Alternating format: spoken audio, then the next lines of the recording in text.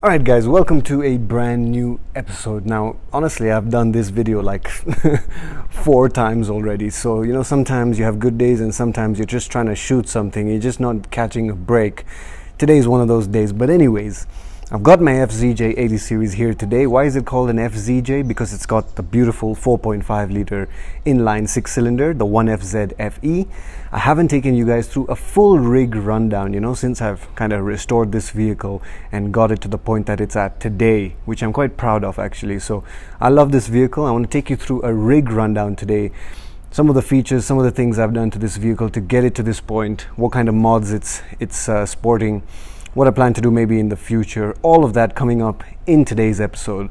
So if you haven't watched MGC before, you can expect all the best car content here, right here in Kenya. I do have some Land Cruisers, I do have a Mercedes-Benz, I do like to go through restorations at my pace, and this is how I do it. So this is MasaiGainz, and let's get right into today's episode.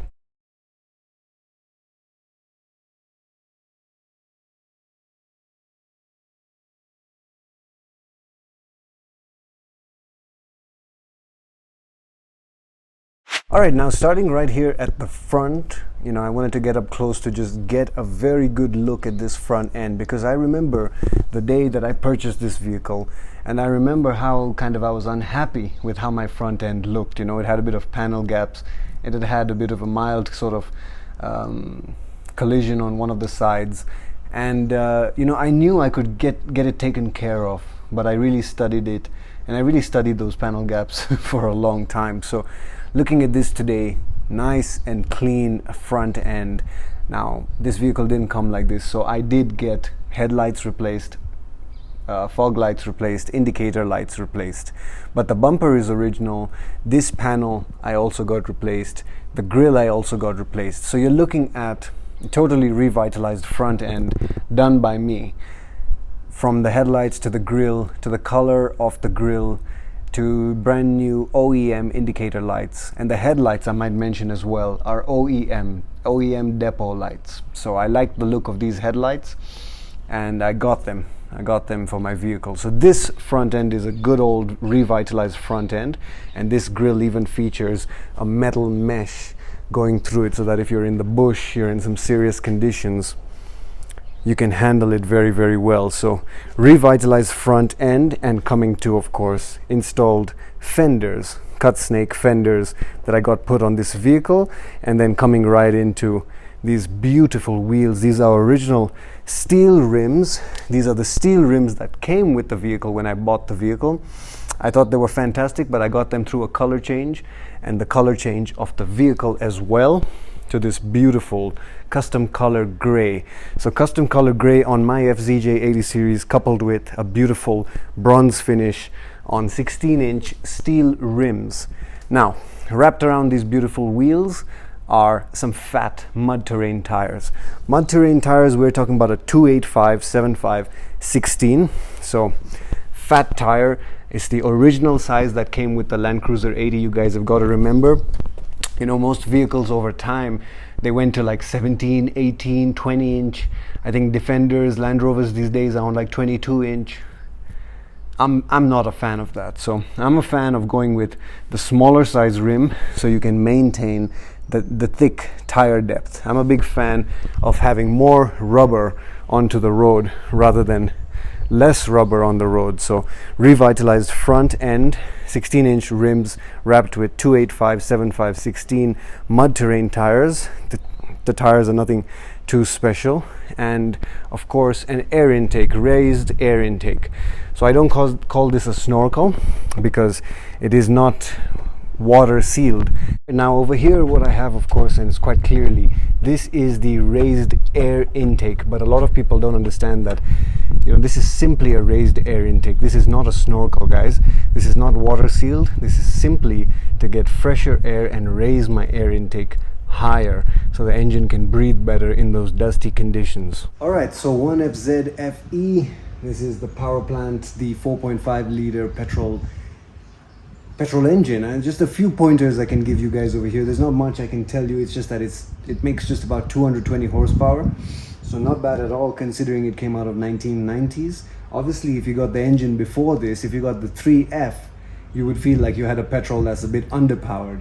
But over here, fantastic engine, 4.5 liters, develops enough power. You guys have to remember that the 100 series, when it came out with the 4.7 liter V8, that V8 only developed 235 horsepower. So this 4.5 liter inline 6-cylinder develops a hell of a lot of power at 220 compared to the kind of Toyota standard on how they underpower Land Cruiser engines. But perfectly adequate engine. I have enjoyed it. I have run it through all fluid changes, but I've not done anything major to this particular engine. I have simply done a transmission rebuild, so nothing to do with the engine, but I have got the transmission rebuilt. But this engine has gone through all fluid changes, coolant, engine oil, power steerings, and the engine is performing really well. Coolant flush and spark plugs, you name it. All right, now I am happy to be on this interior, guys, because I must tell you that every time I try and shoot a video, it's like either wind is fighting me, rain is fighting me, or some other weather condition. It's just insane. But I am on the inside of this vehicle, and I can tell you that I'm someone who likes to keep things OEM.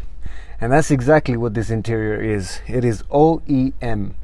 I'm not someone who likes to, do all kinds of interior color changes and stitchings, and I believe that the manufacturer knew what they were doing. So everything you will find here is OEM, and I know that it is not fully perfect. I know that there's some areas where there are signs of age, and I'm okay with that because the vehicle is old. It's almost like a human being. So 30-year-old vehicle showing a few wrinkles, few signs of age, I'm quite okay with that. If it was kind of bigger signs of wear and tear, I'd deal with it. But on most cases, this is perfectly fine for me. I would not complain. So what can you find on this interior? OEM. I've not done much to it except good old car care, cleaning the vehicle well, cleaning the vehicle regularly. And of course, if you need to get into car care, you can go to my shop, that is House of Gear. House of Gear at Sarret Center. Best car care. We're talking about all the brands, all your favorite brands, and the best camping and general gear. Camping chairs, camping tables, camping fridges, all kinds of stuff at House of Gear. So OEM interior, as you can expect. Perfectly laid out dashboard, and I did get the dashboard mat, which costed me a hell of a lot of money, but like $100 just for a mat. But I did get it imported, and it has sat for now 4 years maybe. So good quality mat, and the interior, as I like the 80 series laid out, and just a simple Sony Explode double din stereo, and I got the Kenwood speakers upgraded, so I have got decent sound in the vehicle because I do enjoy my music. So the vehicle has got decent sound. On top of that, I purchased the steering wheel. So the vehicle came with some aftermarket steering wheel. I purchased an original Land Cruiser 80 steering wheel, and I got that fitted right here, and that really changes the experience. I did like this large size steering wheels that they had of back in the day, so I do enjoy this quite a bit. But apart from that, honestly, everything else is still OEM, and of course we have got a sunroof in this vehicle. So very well spec'd vehicle, including air condition that goes all the way to the last row. So very well spec'd vehicle. All right, now coming to the rear of this vehicle, guys, forgive me because I've got a lot of stuff in the vehicle, but as you can see, OEM continues on the rear. I just wanted to get in to kind of show you guys how it is back here. Now you guys know I'm a tall guy, so I have my seat reclined all the way, but this back seat is actually decently comfortable, and for a vehicle of this age, I think it's held up very well. Backseat passengers, every time I take people, they say they're very comfortable. They have no complaints. They have no complaints to give on sitting on the rear of this vehicle. So OEM rear as well, and the classic thing with the 80 series, which is these crazy looking seats and all this distance to the ceiling, is actually called a bucket seat. So very different from Land Cruisers that came after that, but good old rear of the 80. Alright, so we come here to the wheel and tire setup because I just wanted to show you what I have here, what I have done for suspension. So I have got Ironman springs, and this is a 2-inch lift. So 2-inch lifted springs. This is a coil sprung vehicle, which means it's got coils on all 4 wheels, and as I mentioned, solid axle in the front, solid axle at the rear. So very simple suspension setup, whereas it's got coils all around, so it's a very easy vehicle to lift. All I need to do to put that lift kit and get the vehicle raised is simply these green springs, which are comfort spec 2-inch raised springs. So that's what we have there, and we have it coupled with the Ironman foam cell shocks. Now, why did I go for the foam cell shock? Well, most shocks just have nitrogen inside, and the nitrogen, you know, incompressible gas, so that's kind of used for the dampening of the shock. But I did want to try this foam cell technology, which basically means that they have a foam cell inside the shock, and that foam is able to kind of disperse the liquid and dampen it better. So the benefit of foam cell shocks, these kind of shocks, is first of all, you will have a larger volume, so the actual liquid inside this shock is going to be more than, say, like a nitrogen, like a basic shock. And because the vehicle is raised, it gives me that extended travel as well. So it gives me a very compliant ride, despite the fact that my vehicle is 2-inch raised. And the fact that I'm running these fat mud terrain tires with this thick grip, and you know, wanting to fit it 285 75 16, so I've not gone too crazy on tires. It's not like I wanted to put a 35-inch tire. So as I was mentioning with this suspension, I am happy with this suspension. It served me well together with these tires. I haven't gone with the 35-inch tires because I'm not someone who believes you should go, you know, too large. This is 33 inches. I think it performs the best. When you go too large on tires, guys, it really starts to take a toll on your transmission, on your engine, on your bushes, on your suspension components, on everything. So, you know, don't shorten the span of those components. Just stick with a 33 inch, sorry.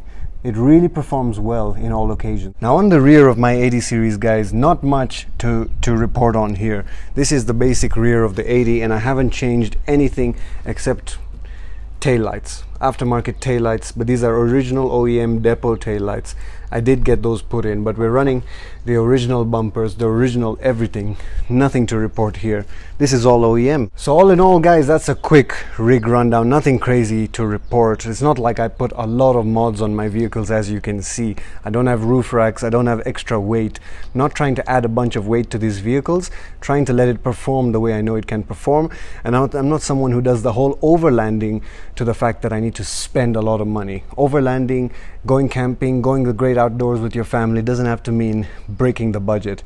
I love my 90s vehicles. I love what this vehicle is able to give me, give my family, and I think it performs fantastic. I think it looks fantastic, and I think it fits my character. So nothing crazy to report with my FZJ80 series, apart from the little changes I've done, headlights, taillights, mechanical changes. Most of it still looks OEM, and that's the whole purpose of this build, to make it look like it's come out of Toyota factory like this, except for small mods like a raised air intake and a few small things like a headlight upgrade as well, which I have done. I have got LEDs in there so that I can see well at night, but it still retains that OEM look, because nothing really looks like an 80 series, like an FZJ80. It's just a stunning design, and I don't think the 200, the 100 series, the 300 series, I don't think any of them come close to this kind of classic design language. So yeah, my FZJ80 series update rig rundown 2025. Hope you guys enjoyed. If you did, make sure you hit like, subscribe, comment down below, let me know what you think. Lots more episodes coming up, and lots more episodes coming up on the Mercedes-Benz series as well. So I'll catch you guys in the next episode. It's been MasaiGainz checking out.